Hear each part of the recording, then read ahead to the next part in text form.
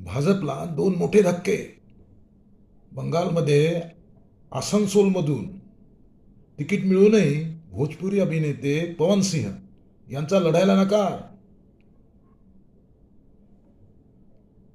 नंतर कळतंय की आसनसोलमध्ये त्यांची टक्कर आहे प्रख्यात हिरो शत्रुघ्न सिन्हा यांच्याशी. सिन्हा आहेत तृणमूल काँग्रेसचे खासदार. दुसरा धक्का भाजपला दिल्लीत बसला आहे. दिल्लीत तिकीट कापल्यानंतर माजी आरोग्यमंत्री डॉक्टर हर्षवर्धन यांनी राजकारणालाच दिला रामराम. दोन मोठे धक्के भाजपला. एकाने तिकीट मिळूनही लढायला नकार दिला आहे. दुसरा तिकीट कापताच पक्षाला रामराम करतोय.